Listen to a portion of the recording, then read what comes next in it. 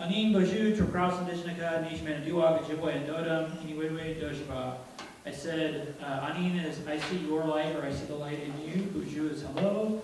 And you could sort of say it like Buju, like very friendly. Tripp Crouse is my name. I am Two-Spirit Ojibwe. I use the term Nishman Duwag, which is the Ojibwe term for that Two-Spirit is derived from. I'm originally from Illinois. My mom is a Lakota Band Superior Chippewa enrollee, and in 2016 I moved to Alaska, and I haven't left yet. Nobody's kicked me out here, so. Thank you for joining us for Winter Echoes. People like you make events like this possible, so thank you. The Out North Board and staff would like to acknowledge that the theater, as well as where we live, work, and play, are all on unceded land of the Dena'ina, who continue to steward this land and have since time immemorial.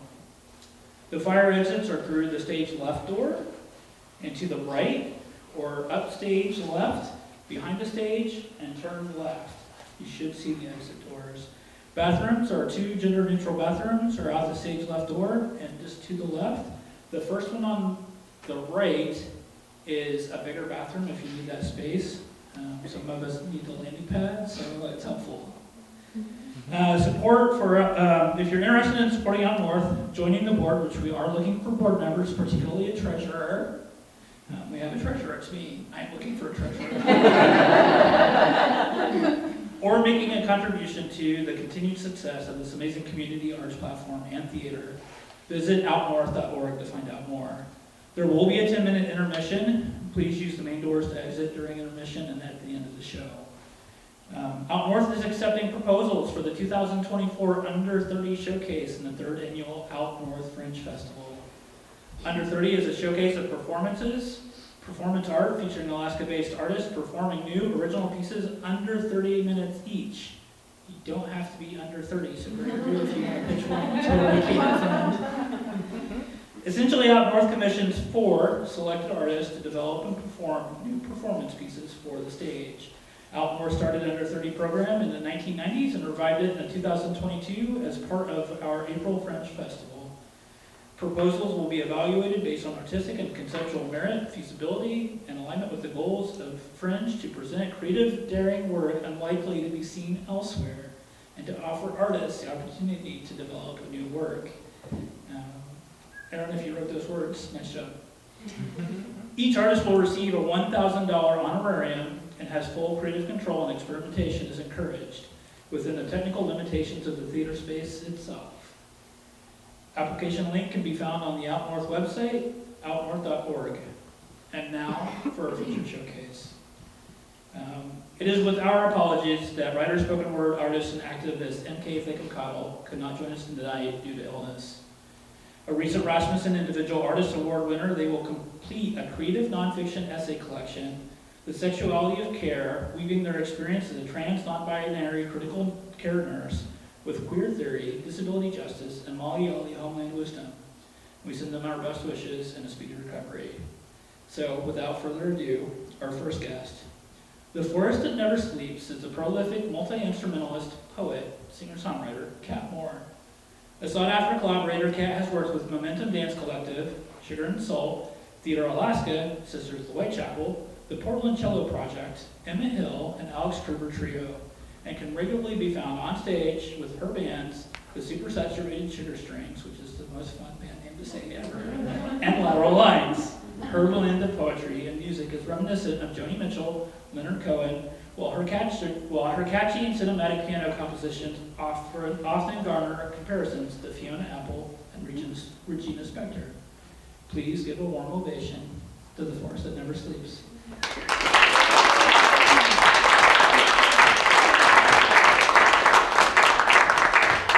Thanks so much, Tripp, for that super sweet introduction. Thank you all for coming out tonight. And yeah, just super grateful to be here and really excited to hear everyone tonight. So,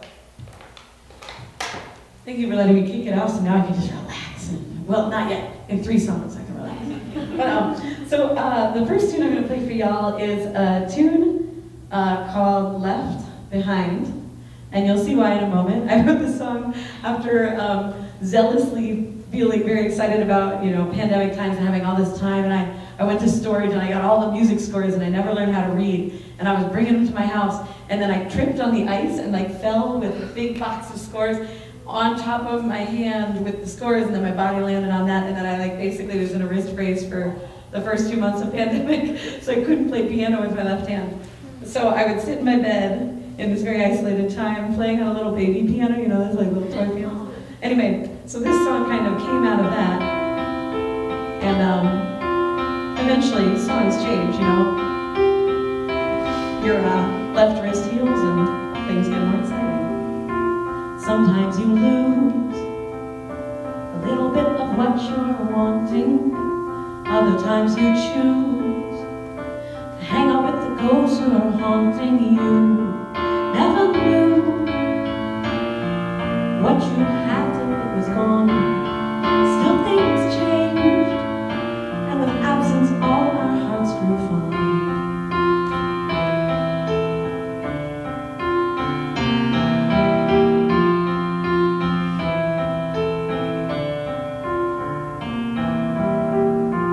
Sometimes you fear at the finish you will lose endurance. Other times you hear only silence when you need assurance. We only reveal the status quo we withheld our great beyond. Still things changed, and with absence all our hearts grew fond.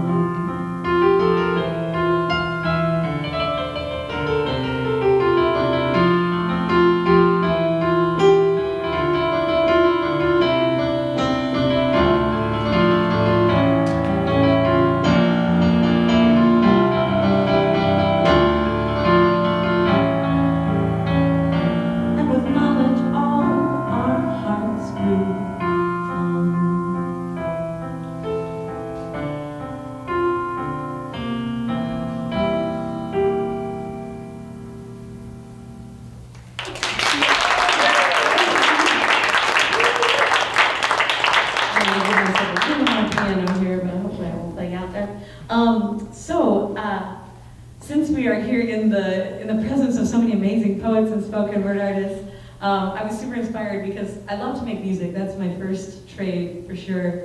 And many years ago I had a problem with my vocal cords, and the doctors were like, okay, yeah, this is totally fixable. You just can't vocalize anything for 3 months. And I was like, oh, okay, so like, but I can like hum. And they were like, no, you can't sing, you can't talk, you can't laugh. Try not to make sounds when you sneeze. And like, don't, you know, everything. So during that time, it was a very disembodying time because as somebody who likes to play instruments and sing, I kind of didn't want to play instruments anymore because I wanted to sing along. It was so hard to fight the urge. So I started writing poetry.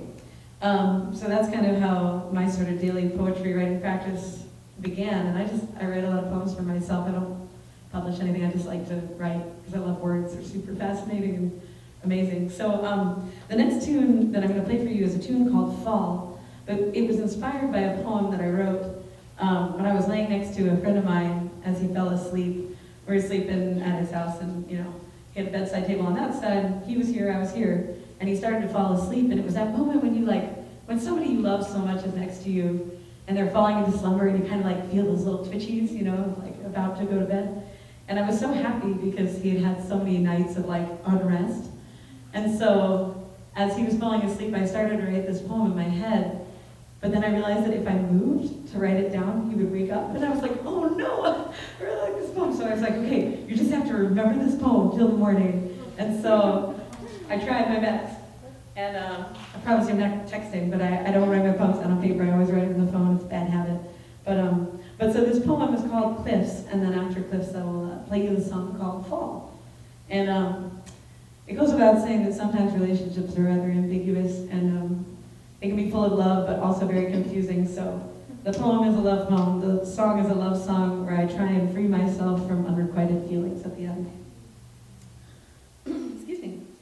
I felt you fall from the cliffs into the arms of sleep, snoring and twitching, a symphony of slumber, the beat of your drum strong underhand, my fingers in yours, words crashing like a spring river.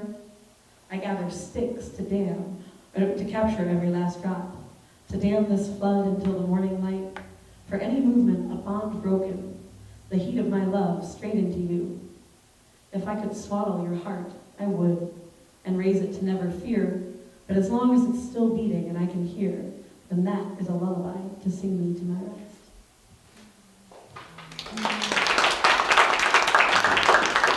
Thank you so much.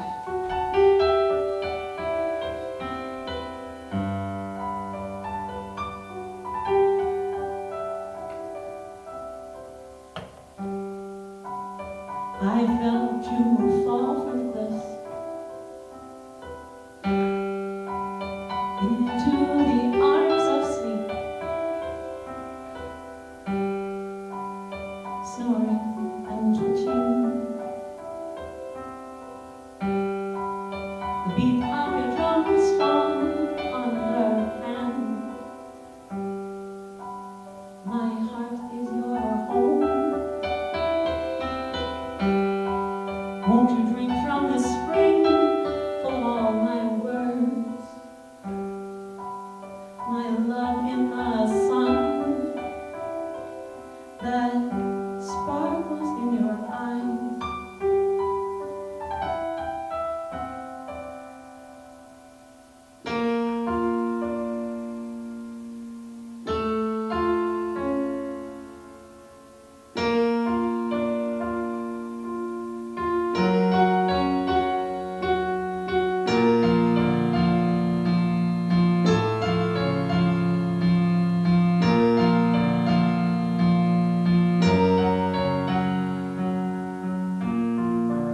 I gather sticks down this flight to the end of time. I feel it moving. I keep you close to my heart.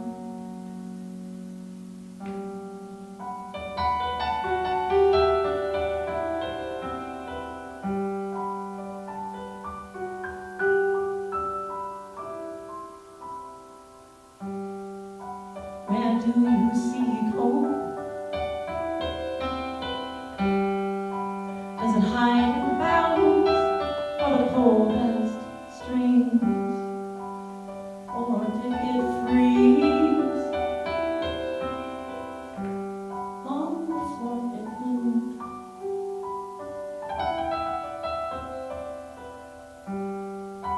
And how do I leave you? All I want is to set roots strong and deep.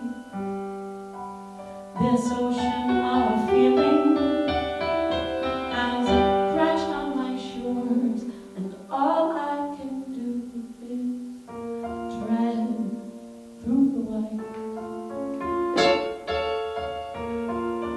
thrashing and gasping for my breath, tread through the night. I regret that I'm asking too much.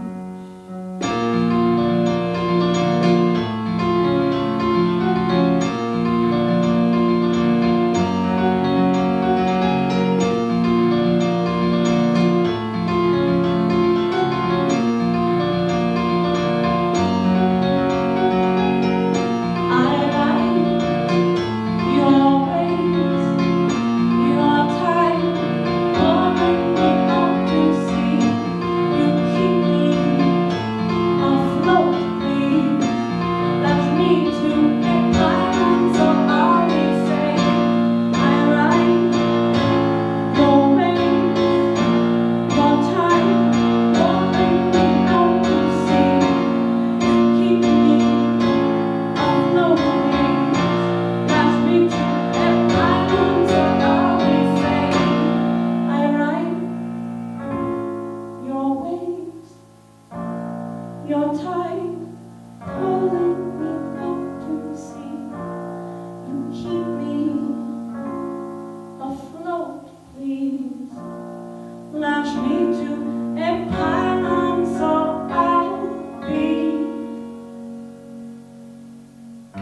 safe.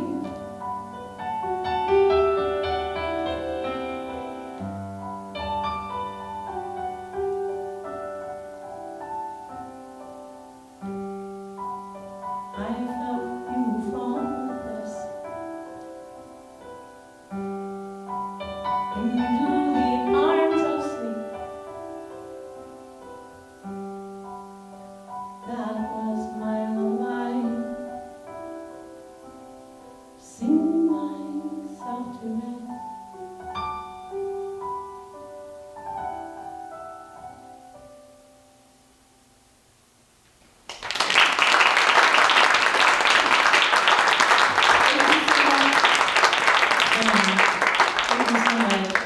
Again, thank you to everyone here at Out North. Thanks to Indra and Aaron and everybody and Tripp for hosting us here all together. I'm going to play one more song because we have amazing artists to hear from all night. So for this next song, I'd like to first say thank you to Witty Youngman for sharing her guitar. And then I'd also like to invite Witty Youngman up to sing some beautiful harmonies. Yeah. You know Witty yet? Oh, yeah. If you know how Witty, give it up.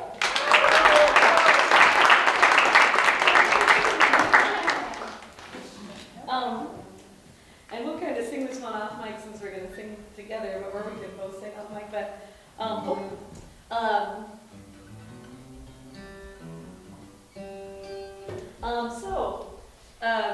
like the beautiful bio that Tripp so graciously shared, I like to write on a lot of different instruments. I like to play a lot of different instruments, and this song is an interesting tune. So I wrote this for my friend Mariah. She drove like an old Subaru wagon, and one day she was driving along in the snow and got rear-ended. And she was like, oh man. So she stopped and they had this whole thing. And then she found out that the person who hit her did not have insurance. And she was like, oh, it's a big bummer. But she was like, whatever, I have insurance, so everything's gonna be fine. Then she called her insurance company and they were like, you don't have that kind of insurance. So she was like, you know what I do have? I have a plastic sheet and some duct tape. So she duct taped over the back of her car and drove it around for a long, long time like that. And it was really funny because she and I like to ski a lot together and we both play lots of instruments. So it was like loading everything in through the side or like filing skis in through the front window. And so, either way. So I was thinking about that and I was like, I should write her a song because that's kind of a rough day. And one day I was leaving, I should also mention that she and I are in a band together called the Super Saturated Sugar Strings. It is a fun name to say, sometimes it's a tongue twister, but she's a violinist. And I was leaving a band rehearsal and I think I went to text her.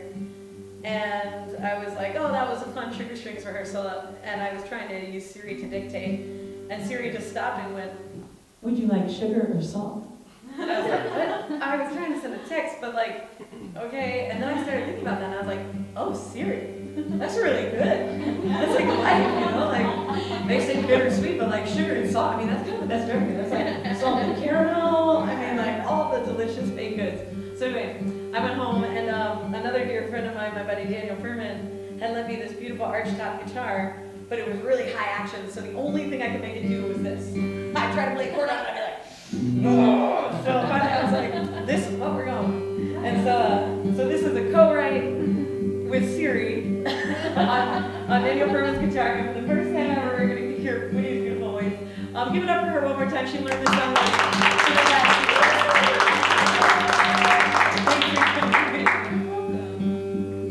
I'm also so excited for everybody here today. Is it sugar or is it salt? Either way, it ain't your fault. Days go by and I wonder when. Oh, I can see your face again. Yes, I can see your face again.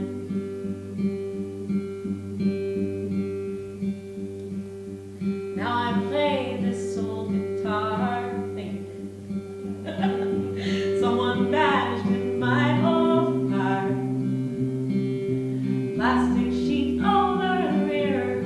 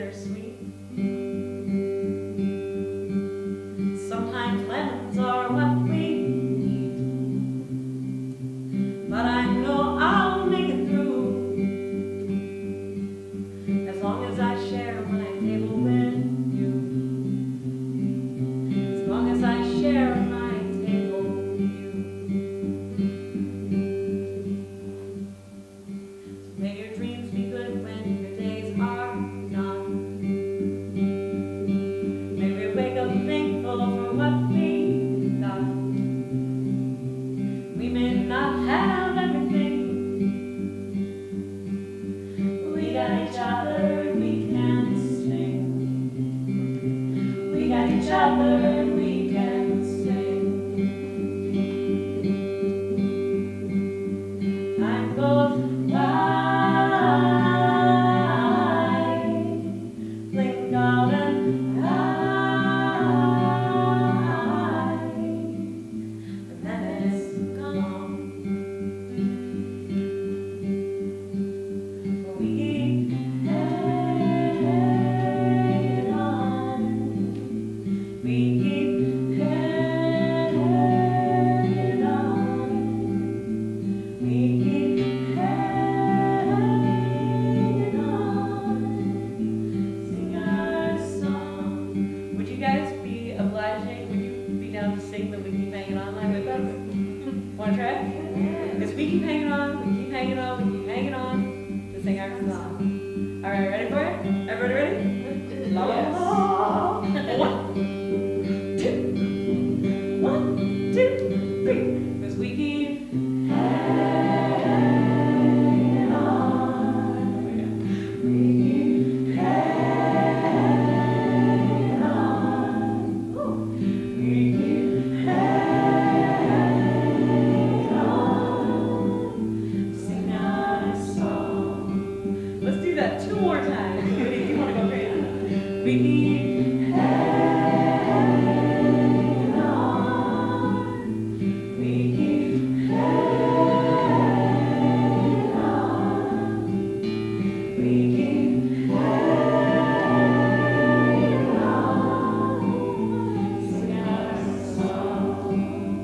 Yeah. Last time, here we go. 'Cause we keep hanging on. We keep hanging on. We keep hanging on. Sing our song. Oh yeah. Sing our song. Sing our song. Sing our song. Sing our song. Sing our song.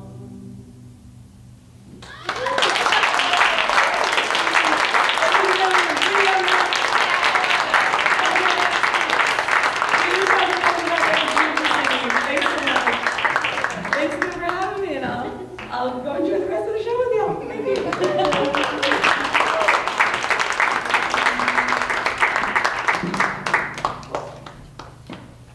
Oh, and actually, could I enlist somebody able-bodied and comfortable with it? We'll strike this piano if that's okay to make room for our other artists. Would somebody be so kind as to just go ahead and we can just, oh, sorry about that. Sweet, we'll just come off to the side over here. Oh, sorry. Yeah, I forgot there's a 2-part. Oh, and there's that. Eternally awkward. Here we go. Okay, thank you. There. Microphone. What's it? Sorry. No worries. Thank you. Thank you. Thank you so much. Another round of applause for Cat Moore.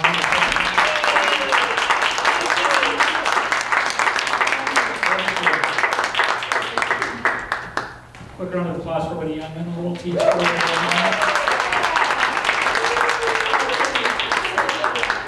One of the things that I love about the Alaska Arts community is how collaborative we are.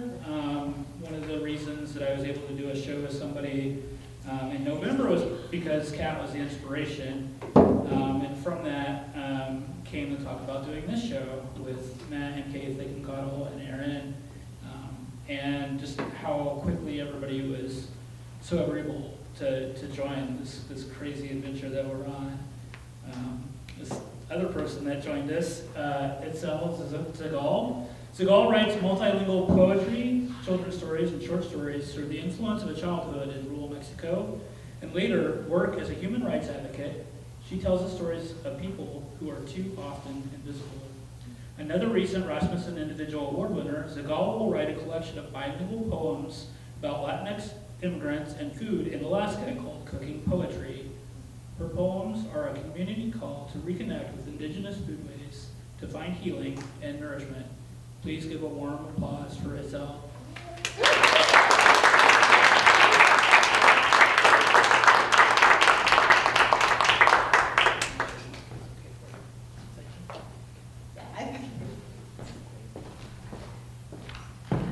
That was amazing, Kat. Thank you so much for setting this such a good vibe, and thank you so much for Outdoor to open spaces for community, for the Latinx, or how we call Abya Yala, for how we call ourselves, indigenous people of the Americas.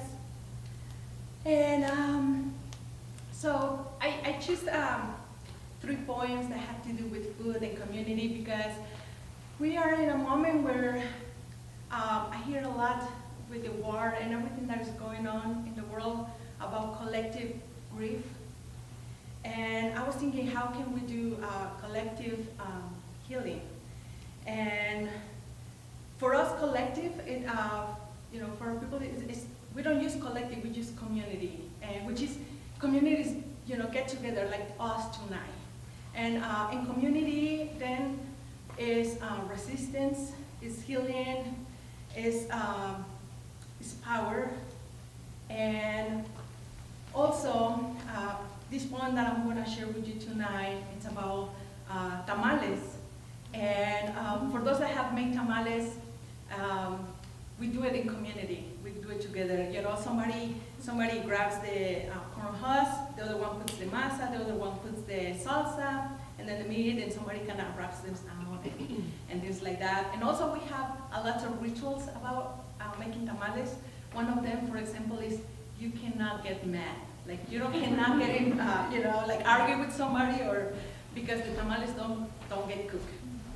And then if this happens, then you have to dance around the tamales and sing, with the people that you got mad, so they will get finally cooked and things like that. So I think there's a lot about making tamales in community, and also connecting with the sacred side of food that we need in these times of GMOs and everything. I think it's also a call to take our time to take our time to eat. In the times of lunch time of 20 to 30 minutes, I think we have to kind of reclaim that time. So it's called Tamal Communion. Tata fed me with corn from the gods that declined to die. Graniceros, colors of rain, we do not pray on our knees, we offer our sweat. Madre Tonanzi, accept these tamales.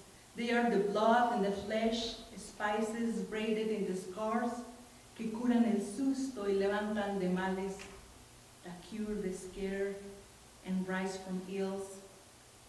I was born snowless tamal, born too brown with corazón de nopal, on apologetic tortilla, nourished with bugs, chapulines, chocolate, chile, tomato, and squash.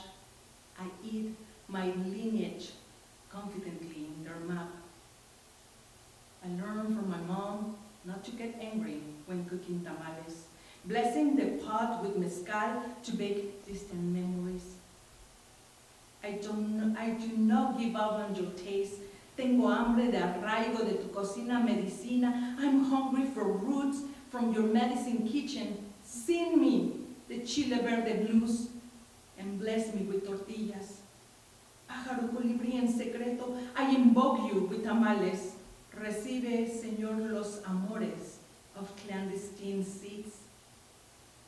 The bearded men, led by the royal seer, to stillborn plantations, blind searching self-respect in food wars of tasteless monocultural landscapes of indigenous exodus. Regardless of plagues, insistent wits, weavers of lives, malas hierbas, fermenting resurrection. Our offerings never stop. Sweat can't be bought. Sacred knowledge, milpa, quelites today, frijoles tomorrow, in the end, just a handful of dust, tan solo un puño de tierra. When Tata died, a circle of women kneaded masa by turns, dancing and gossiping, some green, some sweet. Tamalada es comunidad, community is tamalada. Eating and laughing the whips, esteeming dignity with tamales of corn from the gods that decline to die.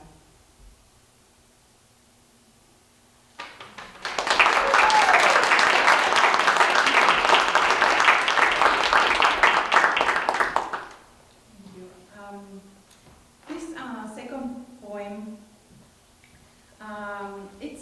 it has three languages mixed in, and one of them is English, Spanish, and Nahuatl, which is the language where the area I come from. It was also the language from the Aztecs. And you may not understand everything in the poem, but just like we enjoy music in other languages, I hope you get at least that feeling of where I'm talking. Also, it really makes me think about where we are now. Anchorage is a place that has 100 languages spoken. Just imagine if somebody will do a poem including those languages, how we will all sound. So this poem has tension, but also has harmony. And just like food, food is diversity. We have like this pearl, we have sweet, that. So I hope you get this from the experience, and also I mix the reality of Mexico. So yes, we are tacos and everything, but also our people are going through pride moments and also to some shadows.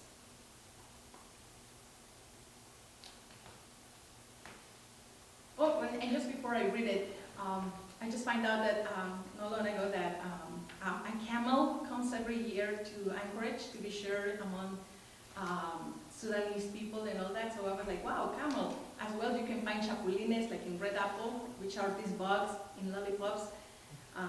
They're amazing. So it's so great that we're living at this moment in this time here. The poem is called Let Me Tell You About Mexico. Mexico tastes like lime and chile with orange, watermelon, mango, popsicles with friends playing in the street. Taste of tlacoyos, atole, cinnamon, chocolate, guacamole, chapulines, nopal, chicharrón, tacos al pastor, bursting in flavor. Mexico smells of good mezcal with worms, soccer sweat, green and red mole, returned from countryside smelling like cows, banana, and corn. It smells sweet and sour Tenochtitlan, leafy tea, immortal flowers, cempasúchil, and Day of the Dead incense with copal. Mexico songs like kilómetros, kilos, litros, jarocho, dancing, tap, all violin, glaring at yoyotes, inviting dear dance of rain. Songs of stories of my great aunt, Nahuales, rosary prayers, Nezahualcóyotl, singing Xochimiquistli, the flower dead.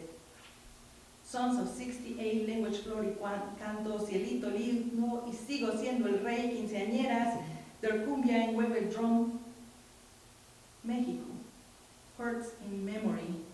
43 students are missing. Women conjure shouting, resurrecting infinite voices without disguise. Mexico is the 1,000 colors of the huipil, in which all is dreams, Katrina charms, jungle sea, forest south, hummingbirds with Celine. Mexico is brave, like Adelita Zapatista, looking forward as migrante, who day by day drinks inside the border crossing jail. Mexico is plagued by narco wars, the others, bleeding lands, privatization, embargoes, workers, melancholy of the homelands.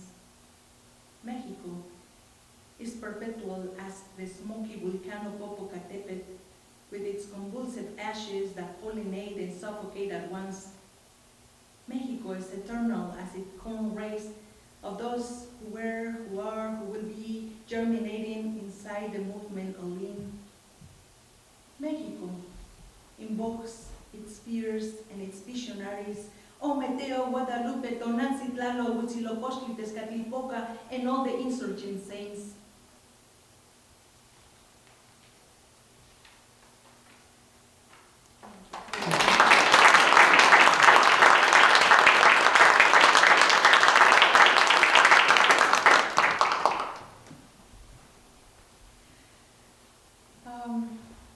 And for my final poem tonight, it's called, it's a chento, so it's a form of poem, but the title is Mexicans Love Chile. And also, I have to say that I'm growing my son in Alaska. We arrived when he was a baby, and I was 11 years old, and I was really worried about he eating chile, spicy chile, because when you go back, and if you're like a Mexican and doing this spicy chili, it's just like the worst thing that you can do. And so I feel like we get trained since we're little. And so I needed to write something about it and how we go through that relationship of, just like hurt and love. So, and also it has a little line there of a very traditional song called La Llorona, which means the weeping woman, and it's by Andres Rosa, and so it's kind of combining there.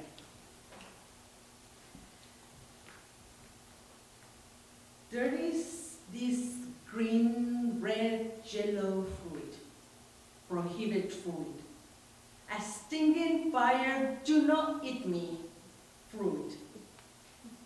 Yo soy como el chile verde, llorona, picante pero sabroso. I am like the green chile, spicy but delicious. El chile warns you, and my blood steams. There are 1,000 bees sting that will take you to heaven and to hell at once. Every Mexican kid gets trained to resist, to be strong. You start with mango, chile piquin, the gum and lollipops with hidden vicious surprise. Later, your fierce beer, a michelada, with lime and salsa all the way to your proudest moment of biting a fresh, fighting habanero, without crying, running, or sweating. Just go for the next bite. We are our memory. We are the people who eat hot, spicy chiles. We love that delicious Spain. We are the strange warriors of Mexicanhood who love kissing and say te amo with the same mouth that passionately finds pleasure in being hurt. So, if you get in love with a Mexican, remember, yo soy como el chile verde, llorona, picante pero sabroso. I am like the green chile, llorona, spicy but delicious.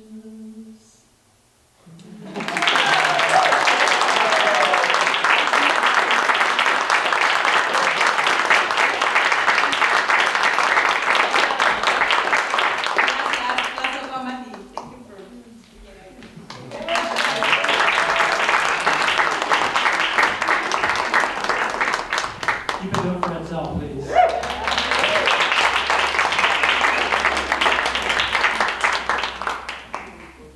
I have to confess, one of the reasons I love doing this show is it's not to be in front of y'all, in front of the mic, because I get stage fright really easy, but it's because I get to hear and watch and support these amazing artists, folks like Kat and Itzel. So our third performer is one of those. I hadn't gotten a chance to hear them yet, and so getting them on this lineup was kind of a coup. Synclaire Butler is a writer, womanist, storyteller, sister, and lover of truth. Their art weaves together the vibrant narratives of cultural resilience, belonging, and the ever-evolving essence of home. Their work transcends mediums, embracing poetry and visual arts to spark conversations about identity, heritage, and the enduring ties that bind us to our surroundings and one another. Please welcome Synclaire Butler.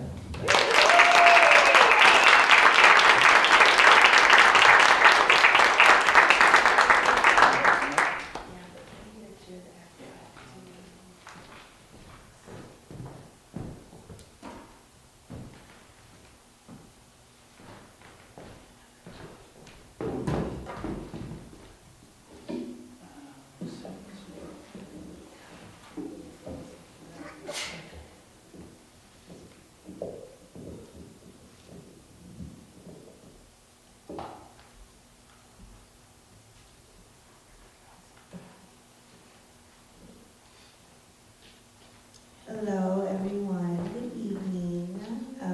Thank you, Out North, for having me, and thanks everyone for being here. It's always so nice to be around other artists and hear you all's work, so I love that, and I'll be back listening to the last couple artists after this. So tonight I'm going to share some poetry, and I'm going to share some poetry about home and just existing. One of the poems I'm going to share is from 2017, so one of my older pieces, because I feel like it's really relevant to today, the times that we're living in. So we're going to start with home, and then we'll move on to some deeper things. It might be kind of heavy, so trigger warning for sexual violence, and please take care of yourself if you need to leave this space for any reason. So yeah, I'm gonna go ahead and get started. I was born and raised here. Me talking right now is nothing memorized. I have nothing memorized. Pregnancy brain is real, so we'll do that. But yeah, I was born and raised here in Anchorage, Alaska. I left home when I was 18 to go to school in Atlanta, and since then I've traveled all over the world, had a really great time, and it's always such a shocker for when I tell people I'm from Alaska. They don't think a lot of people live here, they definitely don't think Black people live here. So these pieces that kind of focus on home right now are kind of about that experience. The following work was written on the traditional lands of the Dena'ina people. I live and write on the land of Dena'ina. I recognize the continued impacts of colonization on Alaska's indigenous and Black communities. In solidarity, always. So, here's one. Mouths come loose when their hands get in the kitchen over hair grease and salmon oil that sizzles on the stove from Joe. Grandma's sweet potato pie and fish cooking brings more truth than I was ready for. Like Granddaddy's real reason for leaving, and why we don't go to church on the 15th anymore. In between Mama's girls on the telephone, I try to adjust. I'm tender-headed, and I still somehow forget every time, because my sister makes getting plaits look easy. I wince, she laughs. My pain is stronger than my pride. So are Mama's braids, so I cry on the stool anyway. And here's part 2 of home. Sometimes it's a room full of people around a circle of strangers, like popcorn. From one person to the next, repeating names, locations, and here we go. You're almost up. Nobody sees the sweat on my hands while I think of all the other places I could lie and say I was from. Places that would make more sense to other people. Africa, or at least Atlanta, is that what they want to hear? China would warrant a less dramatic reaction. The worst part about introductions is when it is my turn. The gasp, the whispers, the repetitive questions. Hi, my name is Synclaire, and I'm from Anchorage, Alaska. No matter what follows the intro to my intro, all people hear is Alaska, and all people see is Black. The most polite translation of this curiosity is, well, how did your family get to Alaska? The most honest, I didn't know they had Black people in Alaska. The worst comes from a white woman, perhaps the one who once vacationed in Alaska on a cruise with her family. She is usually middle-aged and confident in how cultured she is.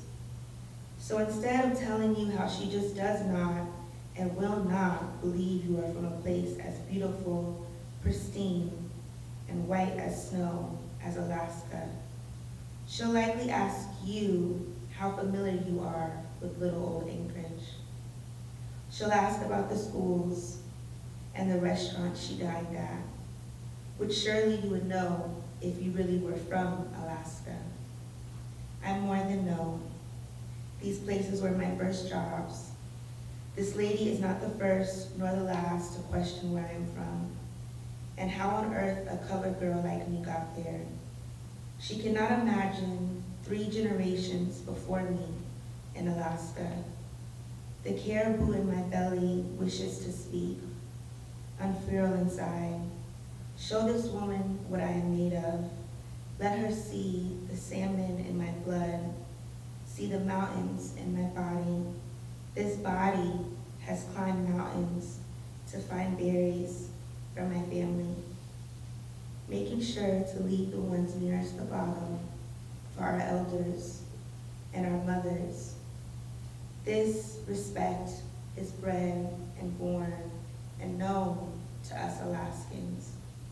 I wear this knowledge like I wear my skin.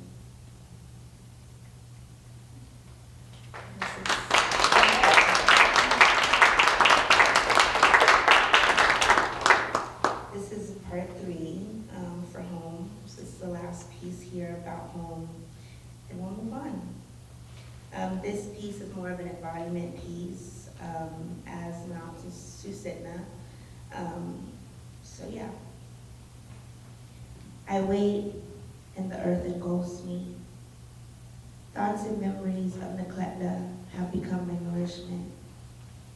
My company is kept by others, seeking stillness only the sea can bring.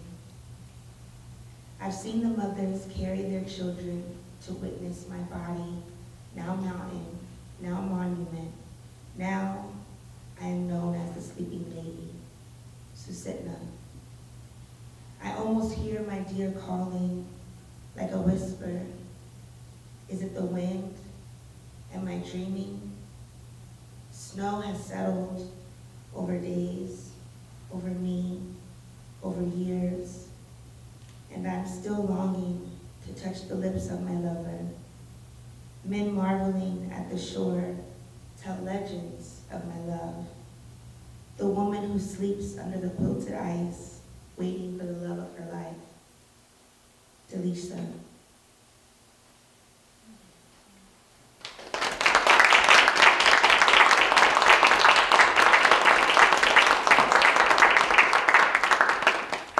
Thank you. So this next piece is the piece from 2017.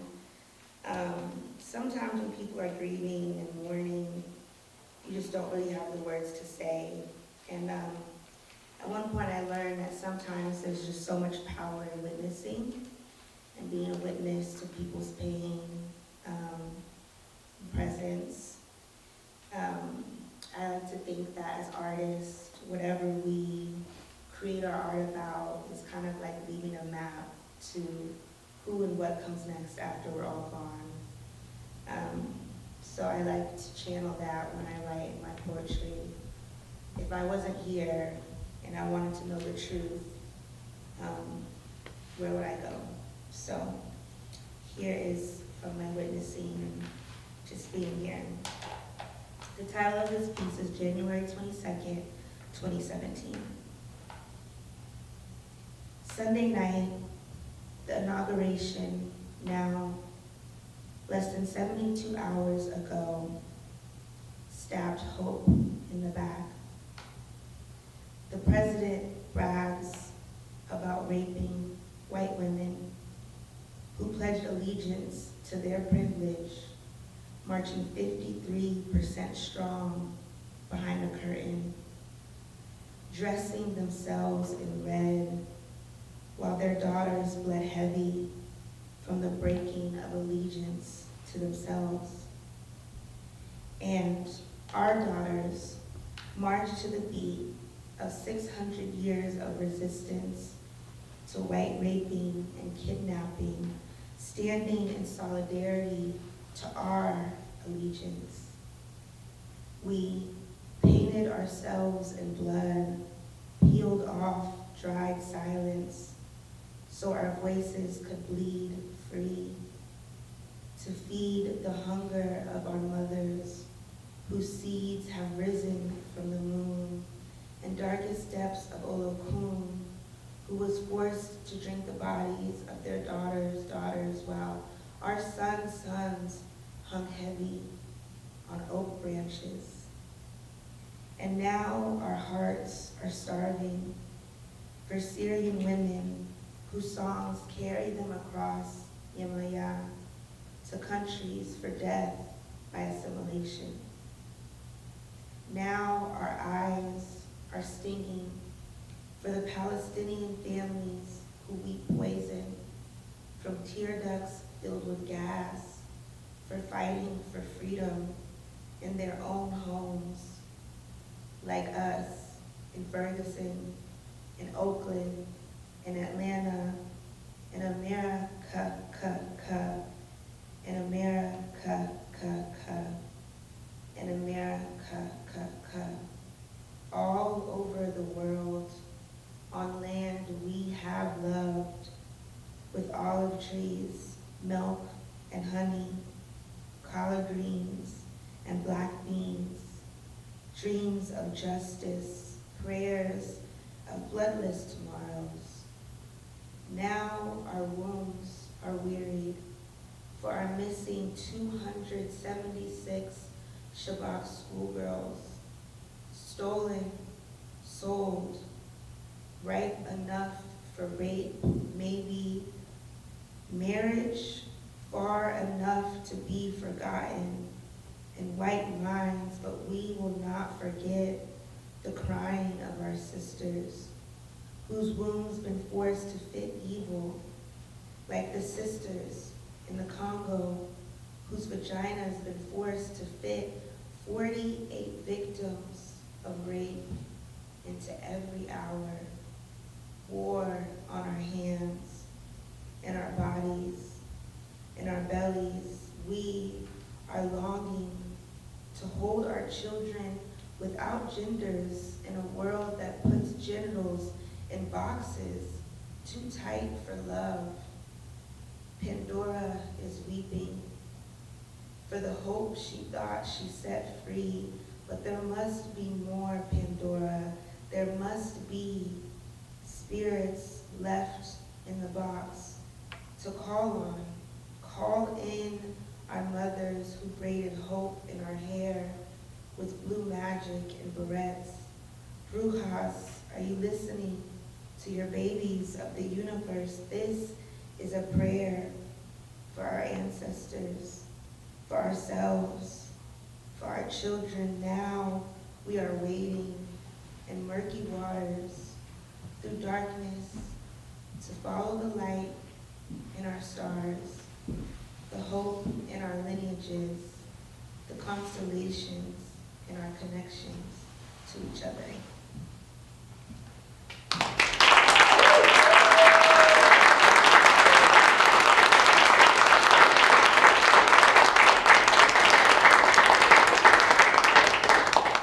Thank you so much.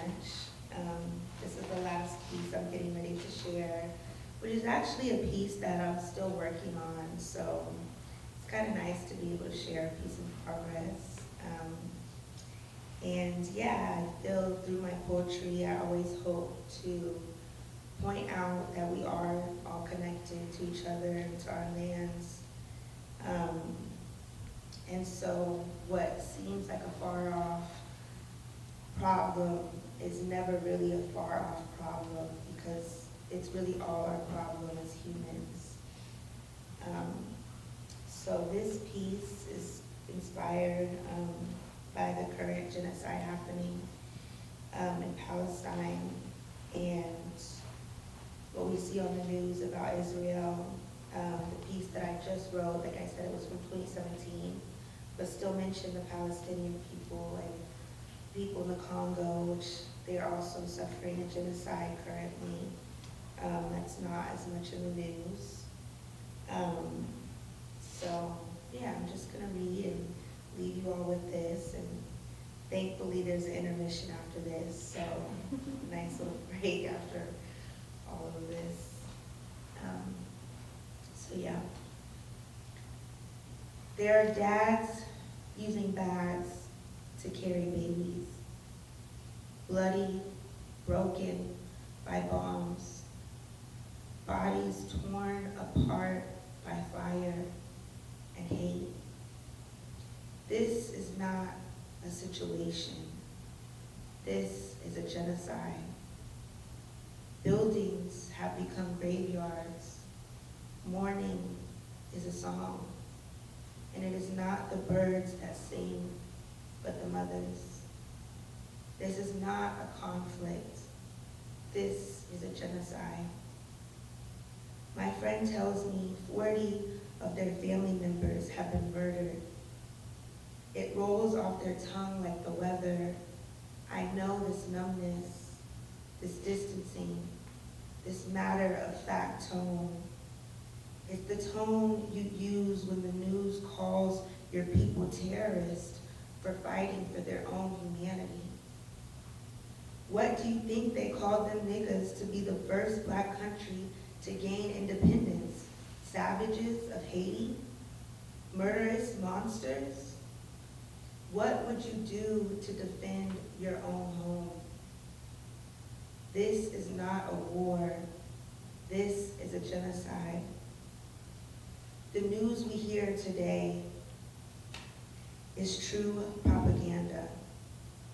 The seed of today's rotten fruit was planted over 76 years ago in the name of creating Israel. Zionist forces attacked Palestinian cities, destroying more than 530 Palestinian villages. In 1948, approximately 13,000 Palestinians were killed, and more than 750,000 Palestinians were expelled from their homes, becoming refugees.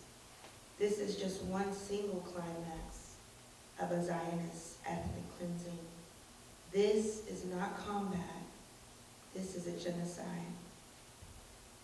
Palestinian relatives return to their families are missing organs. Their corneas have been ripped out. Bellies of pregnant women sliced open, pulled apart, and gutted. This is not a controversy.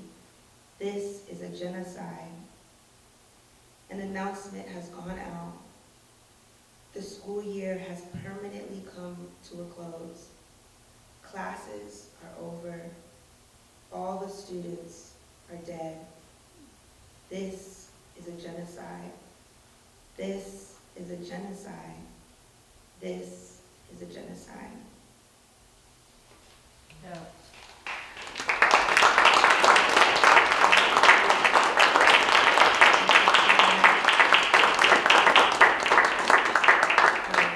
Just to kind of wrap up that piece, we've all seen on the news everything about Hamas and the terrorist attack, where they've documented about 1,200 people killed in that attack, whereas there's not enough voices about that since October, 18+ thousand Palestinians have been murdered, and 70% of that 18,000 are women and children. So yes, this is a very intentional genocide. And I appreciate you all sitting with me and listening and holding that. And just urge everyone to remember how connected we all are, and that if something can happen to one place, it can't happen to you. It can't happen to your home. So yeah, thank you so much.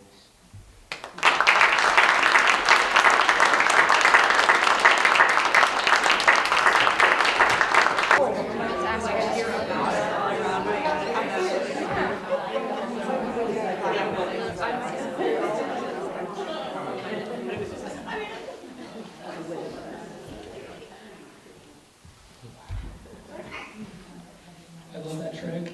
Everybody. Welcome back. I hope everybody got your fluids adjusted properly, whether you had to add some or get rid of some. Thanks for coming back. We've had one hell of a lineup already. We've had Cat Moore, the force that never sleeps, Itzel Zagal, Synclaire Butler. We've got two really amazing artists still to come. I'm a big fan of this next one. Witty Youngman has been performing since 2012. She's a descendant of the King Island of Nubia, an enrolled member of the Fort Peck Sioux tribe. I wrote this part. A staple in the Anchorage music scene and a recent Op Rock alumna, an outstanding poet and singer-songwriter, Witty is an accomplished artist, and her first single, Forget Her Not, is available for download and cutting up airwaves around Anchorage. And there's a rumor of an album happening soon. So stay tuned. Please give it up for one of my favorite artists and a master of the mouth trumpet, Witty Youngman.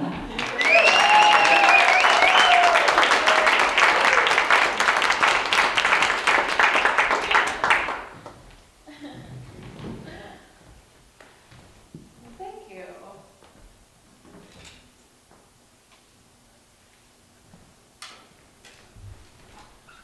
Super happy to, thank you so much.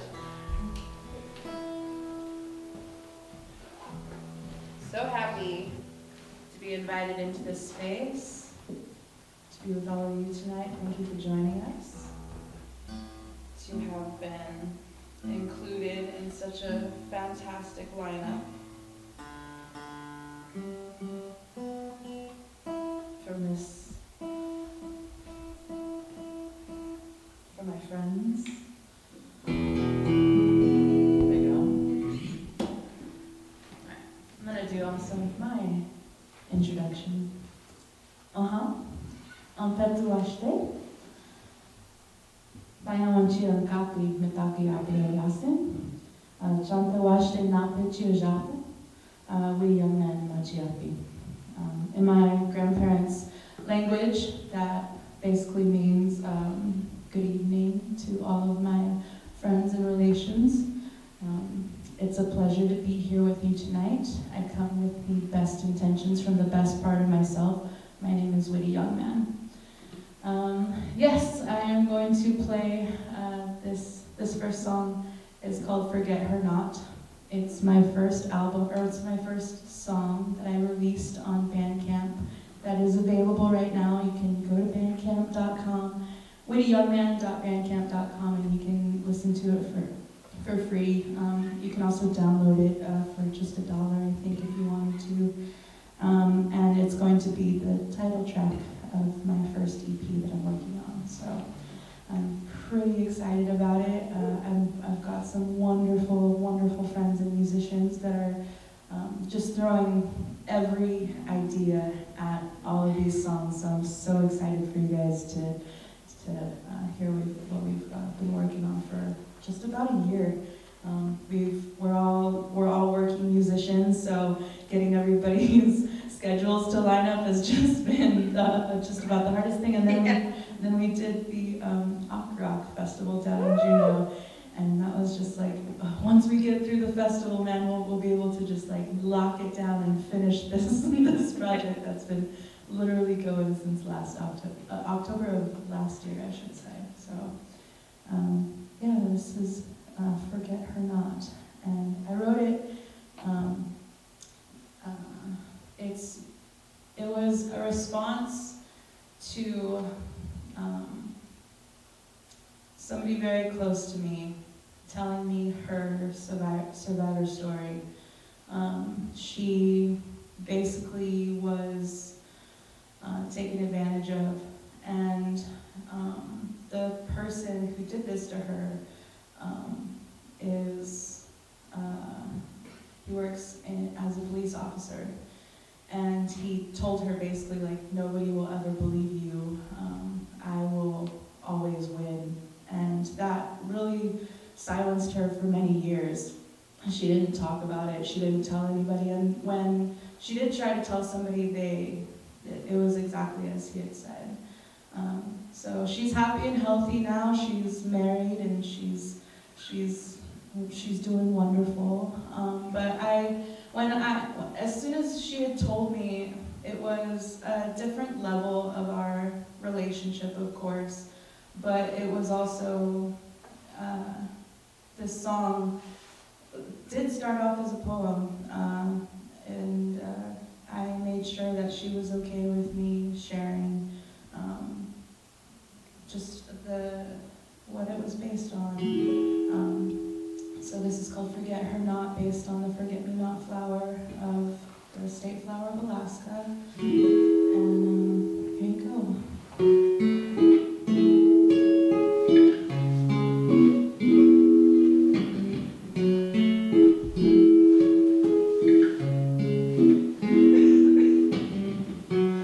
I'm not one who's just gonna look the other way. I got a feeling you're gonna listen to what I gotta say. Only got another minute or two, so I'ma use them to relay this message to you. So many sisters get rolled on the slide every day.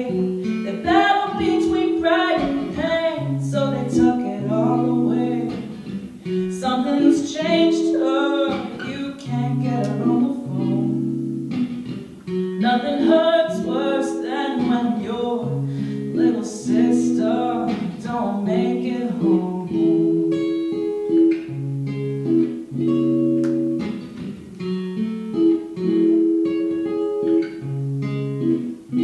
Now imagine being cornered, feeling so alone. Beauty's still deep within, but it feels so very far gone.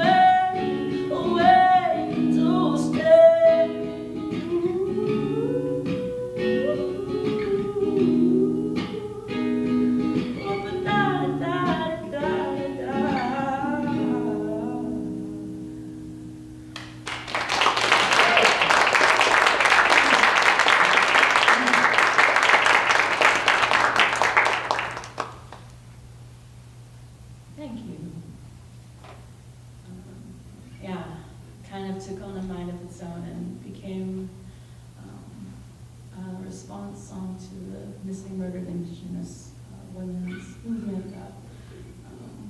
And I've been playing it at like events and being able to travel, like I got to travel to Bethel and play it at their Indigenous Day event, and I got to travel to Nome and play it at their Missing Murdered Indigenous Women's Day event. So it's been, like I said, it was a song to somebody who really meant a lot to me, and then it just, as soon as she like let it go and like healed, it was like it flew, and it's helping other people heal. So I think that's like such a great thing about songwriting, is we use our own understanding and ability through, you know, instruments or our voice, and find the words and help people either understand or heal through music. So it's one of my favorite things. I think a lot of my songs always start off as poetry, so this was like definitely one of my favorite like lineups to jump onto. This was such a cool show to be offered to participate in, and I'm so glad that Tripp offered and asked me to join. I usually am playing at the Inlet Pub House on Saturdays, but I told him I was busy tonight, so I'll be back next weekend. I got somewhere else to be tonight. So this next song is kind of talking about alcoholism, and I call it my love song to a whiskey bottle, because especially in like the height of the pandemic, when we were supposed to like stay away from people, I was living alone, and it was really tough not to depend and like to take all of the like easy ways out, and to really hit all of the wrong supports hard. So I feel like I'm still climbing out of like the worst parts of myself, especially coming out of being I have to perform and I have to like be around people. That's like part of what I love doing, and so I just look back on that part. Some people really thrived in it, and I just was not one of those people. And so this song kind of developed and solidified out of that. Jameson is my liquor of choice, so I wrote a love song to a bottle of Jameson one night, and it's called Mr. Mister.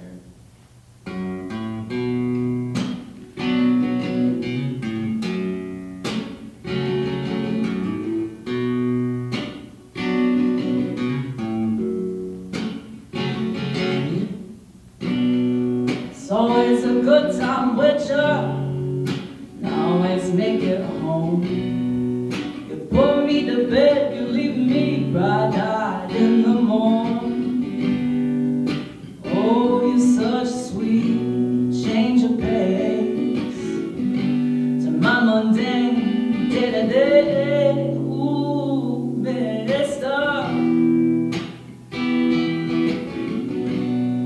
Mister Jameson, my dependable one. You warm me up so nice till the moment that I'm done. Oh, but then that come and go, you still standing strong. You don't play games, you show up to my gigs every night. 'Cause you know when I'm feeling good, oh, that music gonna sound so nice. Ooh, mister.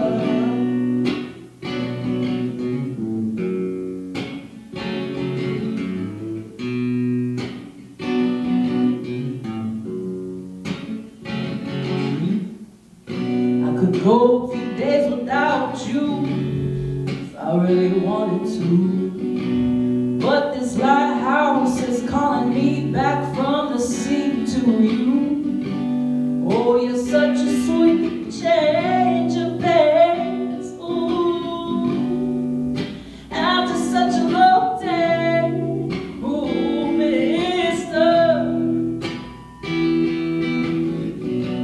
Mr. Jameson,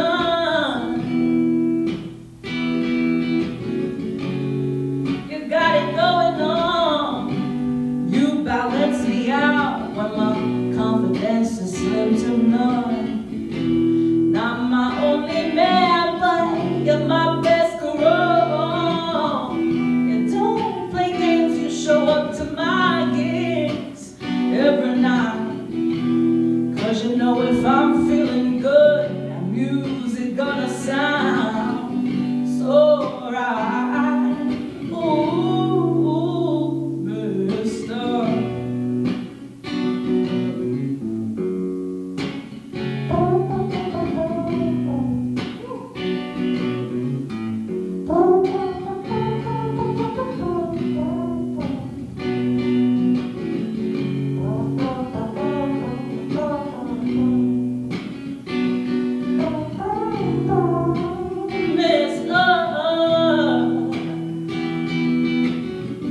Mr. Jameson,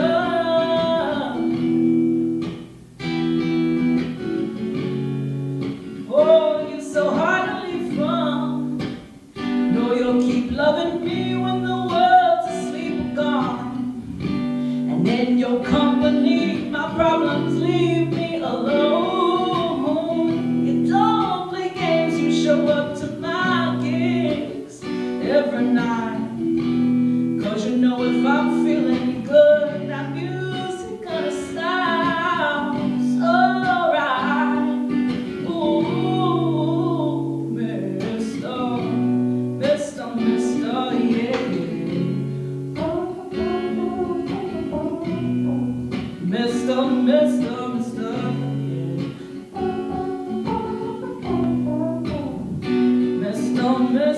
yeah. Mr. Ooh, Mr. Jameson.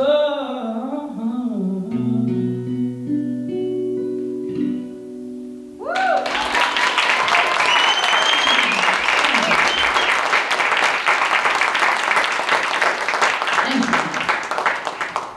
Now imagine that, but with an organ and like drums. And then with a real, like, it's pretty good trumpet, but with a real trumpet. I'm excited for you guys to hear what we came up with. So a couple weeks ago, I was on Parloring Around with our friend Kevin, who's also in Super Saturated Sugar Strings. And we had to write a new song for the show. Not only do you have to write songs like improv on the show, but you had to write a new song for the show. So I was going to play you guys what I wrote for the show, in case you didn't go to the show at the Beartooth. So our prompt was made for you, and I was in a sassy mood when I wrote this. I decided to call it Creature of Disbelief.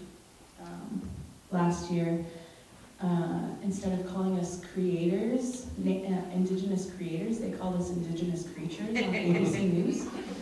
And so, but we kind of like embraced it and like went with it. We're like, yeah, we're creatures. Yeah.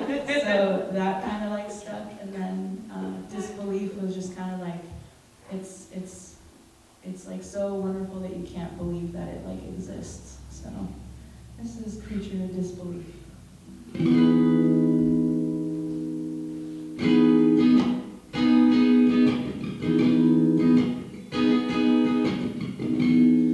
Wasn't born to walk in nobody else's shoes. Wasn't put here to live a life that I didn't choose. I refuse to shrink to fit your expectations, and I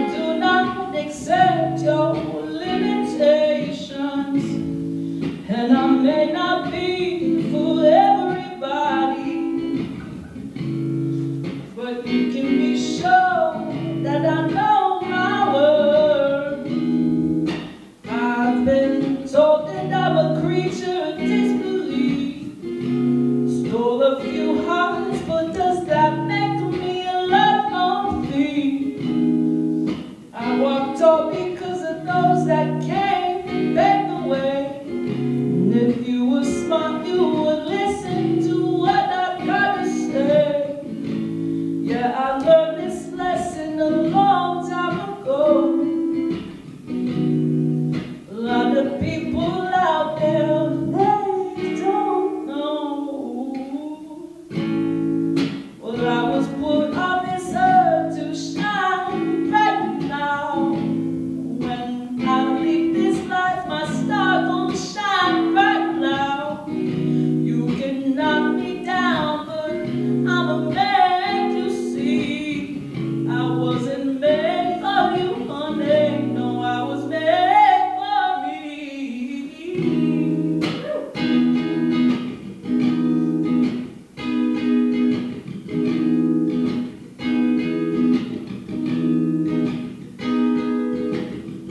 Well, I remember one day when my brother, he told me, make a splash, go first, honey, make them see.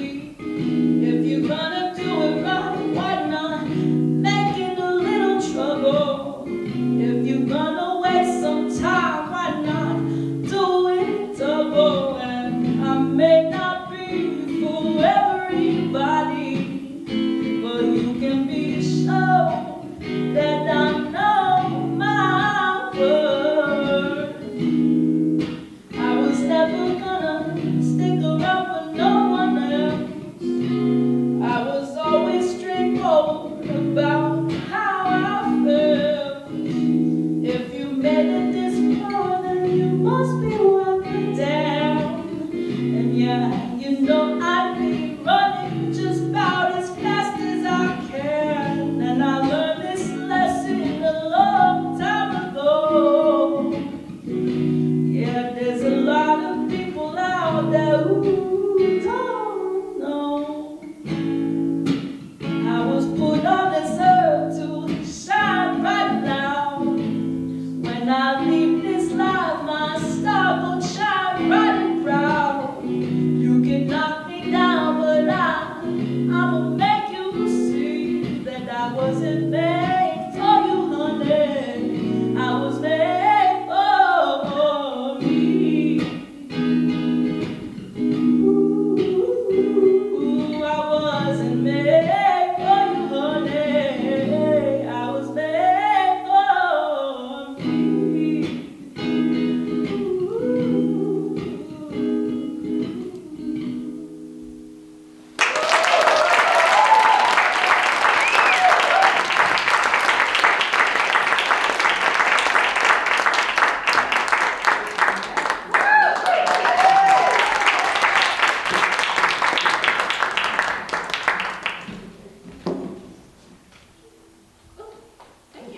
Please give it up to Witty Youngman.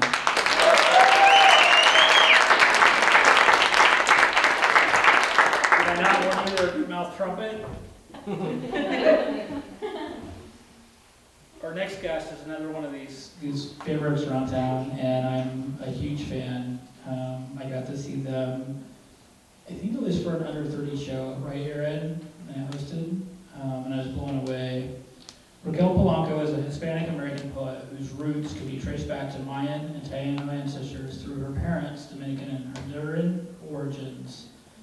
She centers most of her writing around the politics of culture, gender, spirituality, depth of emotions, heartache, and the essence of human interconnectedness. Raquel is the author of Daydreaming in Spanglish, which will be available here to purchase if you want to buy a copy. I want to, Raquel. Please give a warm reception to Raquel Polanco.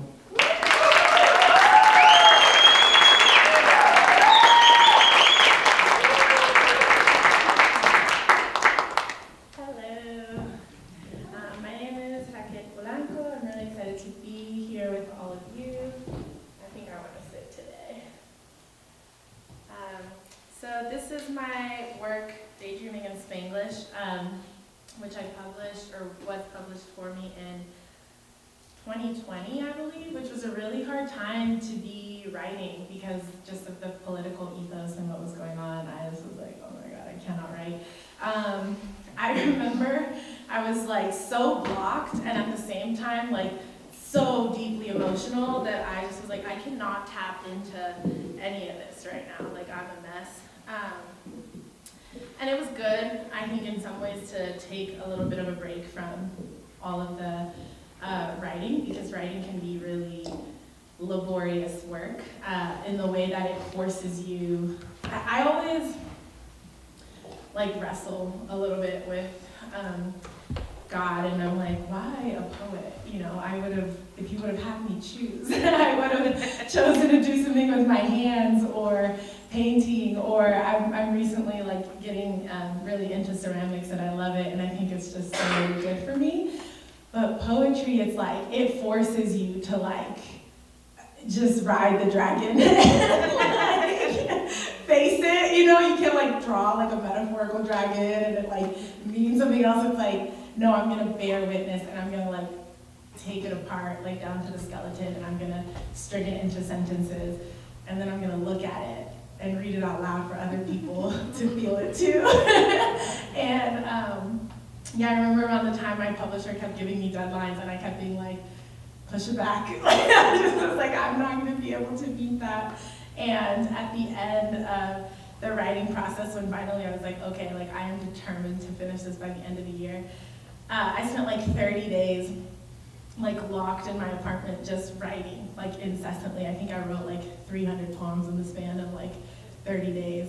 And I wasn't talking to anybody, I had no social life. I was still like going to work and stuff, but I was not feeding myself enough. I was not sleeping enough. I don't even know like what came over me, but there's just so much writing at that time, and I felt so much lighter after. Like, my body is just not meant to hold this. It's not meant to be the carrier.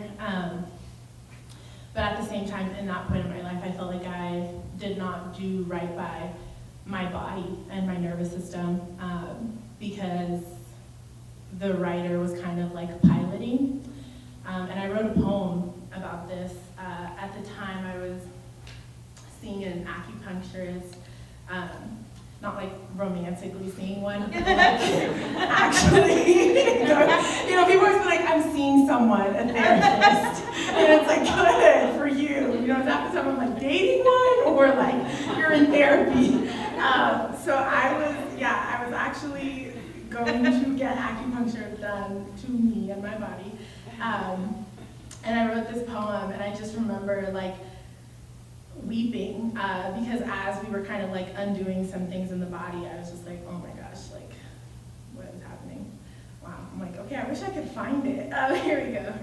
This poem is called Writer and Sweet Body. Sometimes I cannot choose between the writer and the body. Both parts of me demand my time, my attention, forcing their way into the pilot seat, hoping to be the one calling the shots. Most times, I find it impossible to choose both body and the writer, so I choose one over the other, sacrificing the latter in order to preserve the chosen one.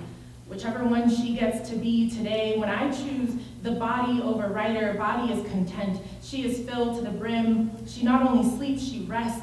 She is invigorated and feels fully alive. Each breath body takes becomes a reminder of both her strength and her capabilities. She moves muscles until they ache and allows for their recovery. She takes in the earth and becomes one with the world around her. She is well fed. She eats clean. She indulges in the pleasures, the taste, and the scents allot her. She bathes in the aroma of bath salts and bath bombs. She even writes with mere delight, taking pleasure in her friend, the writer.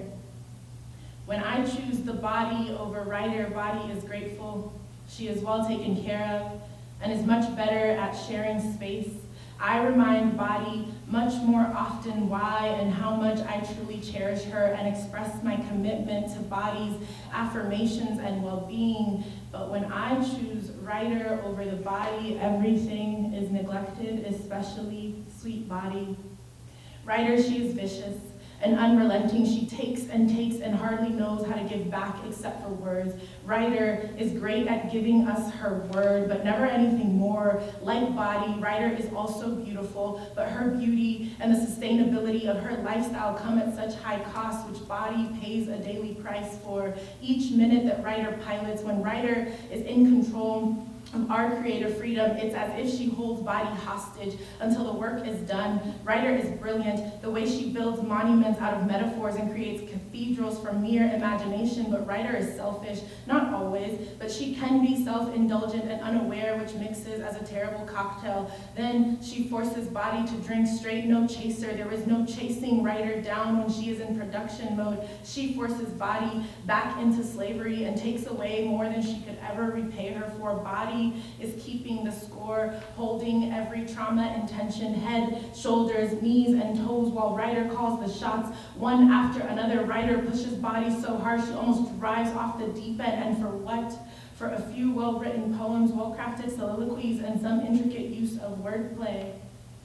But all work and no play makes Body a dull girl. Ryder can be laser focused, not always, though when she is unforgiving to herself, to Body, to myself, yet we drive each other straight into the ground, no brakes. Whenever I choose Body over Ryder, Body becomes the gift to us both that only knows how to give back in multiplied measures. But if I ever choose Ryder over Body, Ryder struggles to share the spotlight, and I forget that she is a soloist, and that I am responsible for never teaching Ryder how to play well with others. Poor Body, used, neglected Body, tries to advocate for herself, beg me to sustain her, to hold space for her, to let her feel, to feed her, to give her rest, but I don't.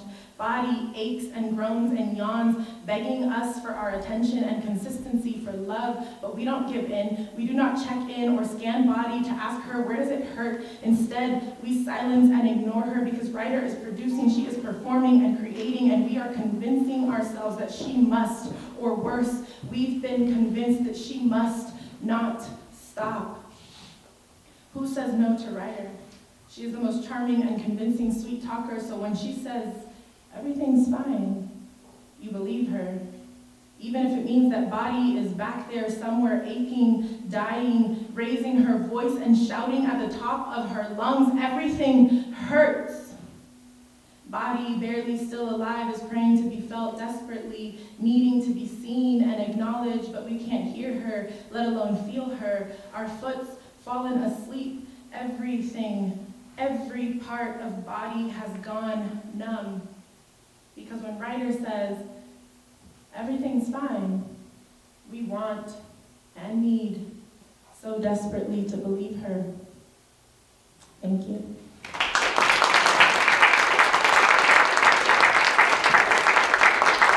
Kind of a weird poem to read at like the start of a poetry set. But yeah, I guess I've been going through some personal stuff lately, and I write a lot about home and family, and it's that time of the year, you know what I mean? And shit's getting saucy, and it's painful right now to read some of my shit that has to do with them. So I'm gonna read the shit I don't read out loud. You're welcome.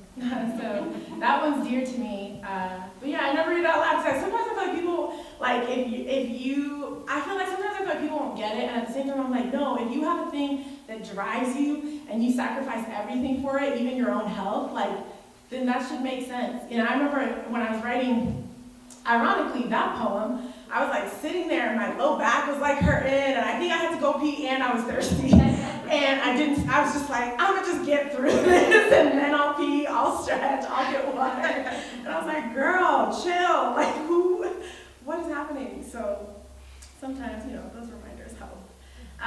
Yeah, so I'm also going to, I'll read a little bit from the book, and then I'll also read some new stuff that I've been writing from my phone. But this little guy will be for sale after, if you guys want to come talk to me outside. I'm going to read this one that is about my grandparents, just because, so I'm bilingual, Spanish is my first language, and I start the book with a poem that basically talks about how, you know, when you grow up, like in a country and your parents are from different countries and you learn to speak another language, you learn to speak that other language, but you never stop dreaming in Spanish. And so this book for me is this idea of daydreaming. It's like, they call it the American dream, and my parents as immigrants, I feel like they're the dreamers, right? But they have kids like me who get to dream with their eyes wide open, and that's like the privilege and the gift and the lucky thing that my dad looks at me sometimes and he's like, girl, get a job. And I'm like, Dad, I'm doing poetry. And he's just like, I just could never. He's like, girl, I have to come to this country and work so that you could be a poet, And I'm like, yeah, exactly. Like, that is the gift. So, yeah. Sometimes he's like, I wish it brought in a bigger paycheck, and then we could be talking, but I'm happy. Right? What is that song? I'm broke, but I'm happy. She knew what she was talking about, okay? One hand in her pocket and another holding up a peace sign. That's what the show's all about. So I'll read this first half in Spanish and then I'll translate it. Para mis abuelos. Para abuelo, el cual me enseñó a andar en bicicleta y todavía recorrer conmigo el sendero costero del amanecer al atardecer. Para abuelita, la cual me dio amor, protección, vestidos rojos y ojos que siempre me vieron porque realmente soy una y otra vez. Para abuelo, el cual me dio a mi padre una pasión agricultora y nos enseñó a amar esta bella tierra de Dios. Para abuela, la cual tiene más fuerza y amor en sus dos ojos de lo que jamás cree posible y la cual siempre demuestra su fe inquebrantable. Para los ancianos, mis ancianos, que nunca han faltado un cumpleaños, los que siempre me llaman, los cuales me aman profundamente. Sin ustedes, nada de esto sería posible. For my grandparents, for abuelo, who taught me how to ride a bike and still rides the coastal trail with me sunrise to sunset.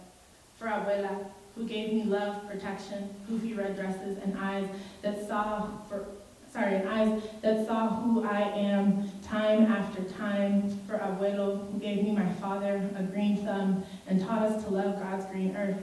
For abuela, who holds more strength and love in her eyes than I ever thought possible, and is the epitome of unwavering faith.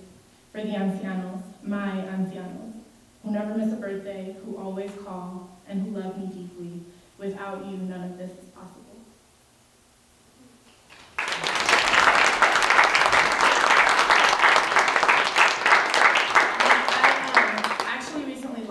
A grandfather. I've never read that one out loud, and it's like a simple piece, and it's towards the end of the, I'm taking my shoes off because these winter boots are heavy, and also I just prefer to be barefoot. This is one thing about me. Winter is the worst, because if you know me in any other season, I don't ever wear shoes. Like outside, my uncle's like, you're not worried about a heroin needle? And I'm like, I wasn't until you said that. And now I'm like cautiously looking at, I'm like, earlier I was grounding, 10 seconds ago I was earthing, and now I'm stressed. Like, unnecessary, like just truly, ignorance is truly bliss, honestly. I'm like, just let me live, let me just be free.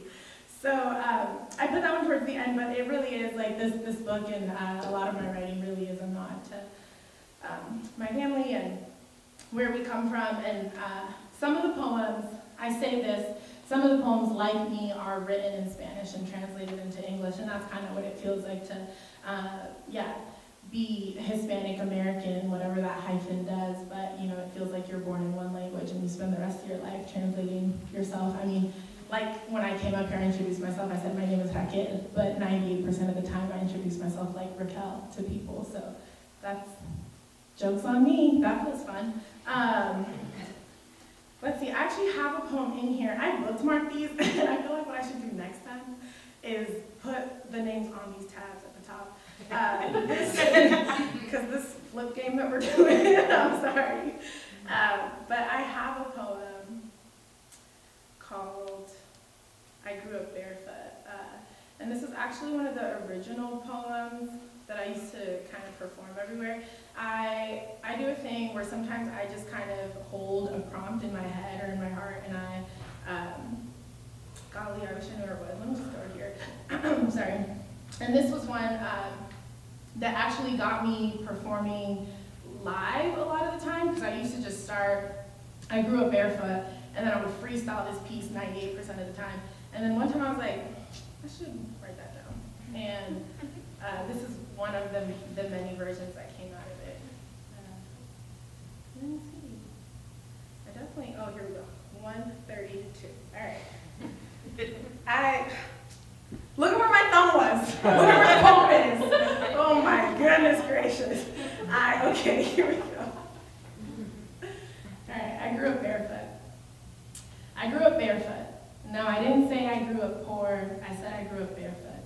Running towards the sun, kneeling in the dirt, my great-grandfather's land, a holy land, milk and honey before greed and money, knee-deep in the soil that inspired bare-feet people and bareback riders. I grew up barefoot, chasing sheep and counting cattle in the land of Mayan ancestors, racing wild horses with our hearts racing wild in a land that gave us everything. I never wanted anything. I grew up barefoot, running towards my sisters, curls to the wind, dancing to the songs of the city, la bachatera, as we called it, the music of our souls and our soul, la canción de la colonia, toes tickled by Caribbean heat as we slept, smushed together in a bed we outgrew. I watched my sisters braid each other's hair. I listened as Mami sang the Spanish lullabies.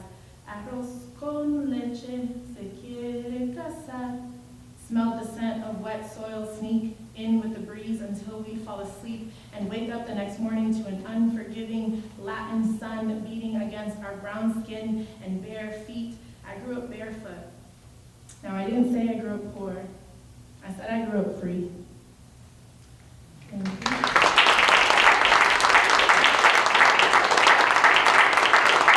I don't remember what time I walked up here. I checked the clock. I don't even know. Keep going. All right, you let me know, because I was like, I'll check. And then ADHD kicked in. Okay, so that's fun too. This one, yeah, I'll read this one. All right, so this one, one of my favorite topics to daydream about. And this is, it's daydreaming in Spanish because I really am. I don't know how many of you are just like daydreamers. Golly, this mic is getting away from me, literally. But my parents used to always, they would tell people like they were so impressed because I was a kid, right? Like toddler, then older, but like just always, ever since I was little, they'll be like, Raquel never falls asleep in the car. Like we'll drive for hours and she just does not fall asleep. And it was because I was daydreaming. Like we were going on a road trip. I was like, yes! Time to just look out the window and like nobody's gonna stop me. Nobody's at any point gonna be like, you need to just stop staring off into space and do something. It was like, wow, what a dream. I get to just stare outside for hours and just like create worlds. Like, wow, what a dream. And so, yeah, I love road trips. So yeah, now as an adult, I'm like, I'm tired. God, there's so much shit to do. And so I fall asleep quite rapidly. But as a child, not a care in the world. But I love to daydream about my parents, like back in the day. Like I'm constantly thinking like, what would it be like to have met them or to have known them, or who were they, right? Like they get introduced to you as like mom and dad, and then for the rest of your life you never call them like Moise and Sarah. It's like mom and dad, and they were like a whole person like outside of you. And I personally don't have kids, and part of why sometimes I struggle with that thought is because I'm like, am I ready to like lose myself in this like role or identity that I can never give up? That like for the rest of my life I would be like tied to being a thing, And I'm just like, God, do I have commitment issues? Like, it's hard to say, but like I just was like, that feels intense, and I think about my parents all the time, and sometimes like my mom, I'm like, we would have been friends. Sometimes my dad, I'm like, I don't know that we would have been friends. That's okay. He and I are the same person, which is the problem. So this was transported, and it's about my mom. Every now and then, my mom will say a word or a phrase that transports me back to a time before my time, reminding me that she was once a Honduran girl before she was my mother, a wife, an American woman, reminding me how she had a whole life. She was an entire person before she became the woman I now know her to be. She was a holistic individual I never even met, a human I know almost nothing about, as she existed in this alternative life before I arrived during her time, before my time. She spoke sayings, used idioms, and bantered about things I wouldn't understand with loved ones I will never meet. These days, I know her as a woman, mother, wife, a strong female. I never knew her as a young girl, small child, scared, adolescent, seeking protection. Sometimes Mommy says a phrase, And I'm reminded how little I know of her and how much she was before I came along. How there was once a time in our space and time continuum where she was so much more than the little I know. Through one simple use of words, I am transported. It just takes one simple Spanish expression, and she reminds me, as I am reminded, of the fullness of who she is, where she comes from, who she was, the things that she has learned, the mistakes and the lessons that make her, the people she's known, and the friends who have endlessly loved her back. Yo también soy de mis machetes, my mother explains as she throws her head back, laughing wildly like a child. And all at once I understand. She is made up of more memory than I can hold. She is magic. Like me, she is who she is because of where she comes from and the people that raised her. Thank you.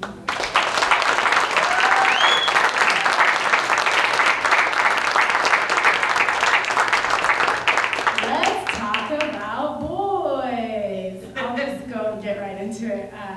Yeah, it's funny. My mom says that saying sometimes. Like, she said it the other day, and I was like, I still don't even know what she's talking about. And she's just like so in her zone sometimes. She'll like, or my dad. Sometimes they're like yelling at you, and they'll say a thing, and I'm just like, I have known you my whole life, and you have never not once said that.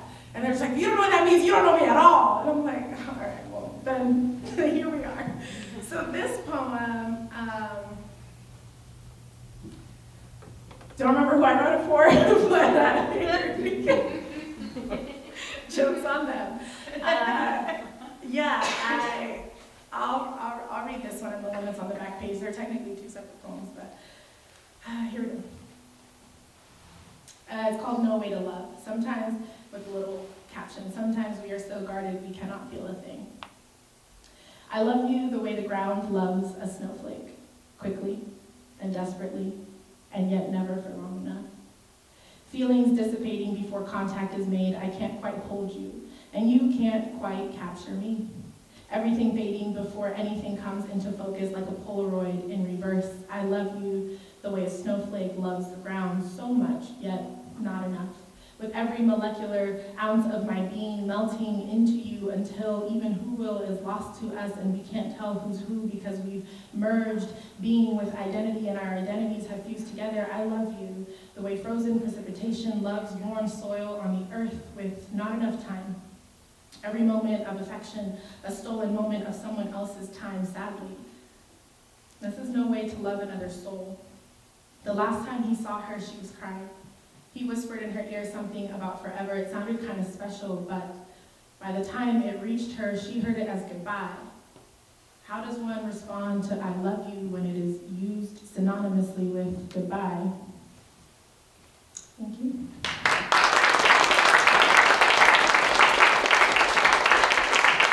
All right, I'm gonna wrap up. I'm gonna read a short one and one from my phone, if that's cool.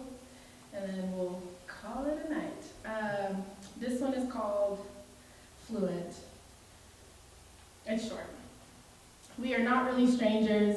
We are lovers passing by, speaking two different languages, attempting to decode the way we feel, with glances and unintentional, intentional touches that say more than any language ever could. We analyze one another, Spanish, English, it would not matter. You are the letter to my body that our ancestors wrote. I watch the way you move, loving every mannerism. It's as though, whatever your body language is, I am certain that I speak it. I'm certain I am fluent.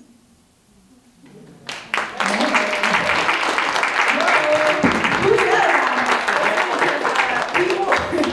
The people who know me and read my book text me all the time. They're like, send me a poem, and they're like, is this about? And I'm like, get out of my business. I'm just like, yes, it's about him, and you know that obviously it's about him.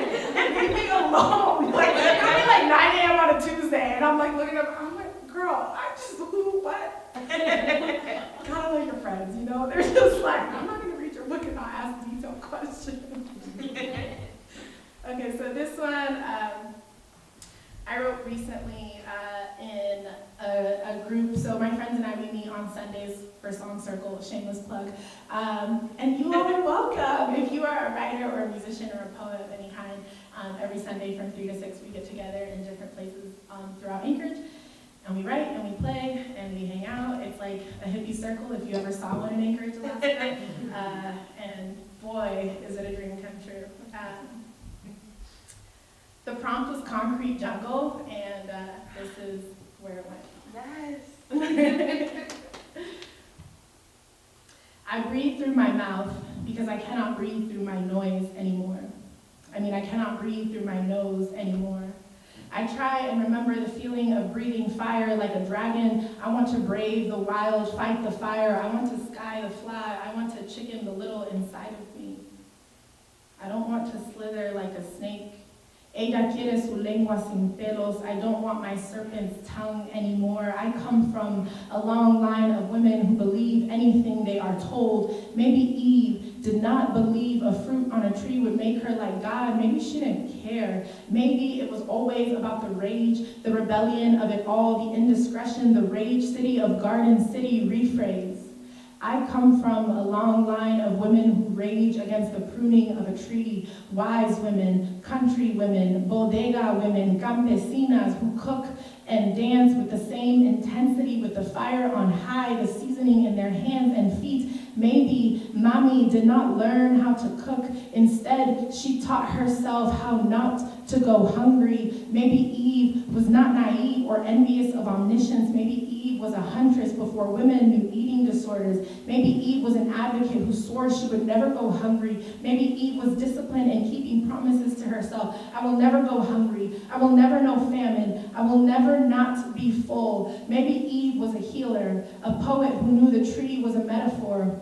Even paradise can be a jail cell depending on who's holding the key to the gate. Rephrase, I come from a long line of women who bite their tongues, bite off more than they can chew, bite into focaccia so they can say that they break bread with their teeth. I come from women who smile with all their teeth and strip serpents of their power. I come from women who know exactly what they do but bear witness to forgiveness anyway. Maybe I will inhale the smoke. Maybe I will never know hunger. Maybe I will call Eden a jungle. Maybe I will cough the fire out of my lungs. Maybe I will howl at the sun like the immigrant wolves who have wandered far from home. Maybe I will make my home amongst the wildflowers, and flowers can be wild everywhere, so maybe home can be everywhere. Maybe I will be indestructible after this poem or the next. Maybe I will tattoo my body with a roadmap home. Maybe I already have. Maybe every wrinkle is a calling card back to mama y papa y hermana, abuela. Rephrase, I come from a long line of women who live on the lines of my skin, my bones, my honey walnut body. I come from a long line of women who wrinkle and wrinkle where there should scar. Mommy says they can never burn us. Respira fuego, she says. Reminder, I am a fire-breathing thing. We rattle the snakes can't rattle us. Maybe forbidden is just a fancy word for I dare you. Yeah.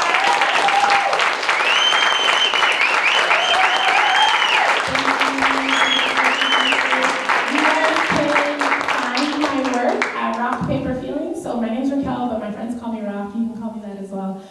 So Rock, Paper, Feelings, Rock spelled like my name, R-A-Q, and my book and I will be out there. Thank you so much.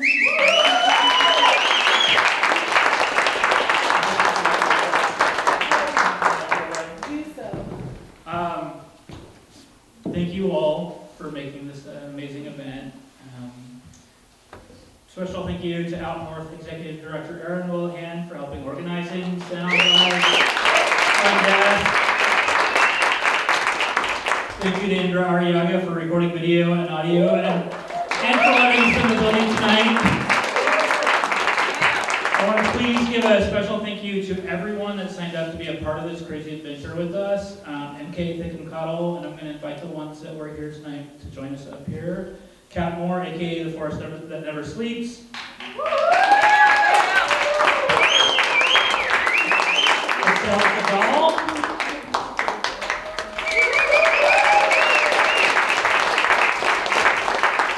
Synclaire Butler.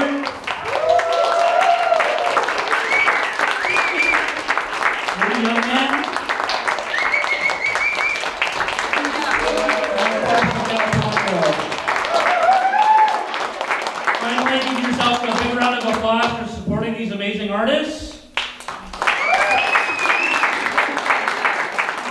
If you'd like to learn more about how to support Out North, go to outnorth.org on the web. Your support makes programming like this and Fringe Festival happen. So thank you so much. Good night and get home safe. Thank you.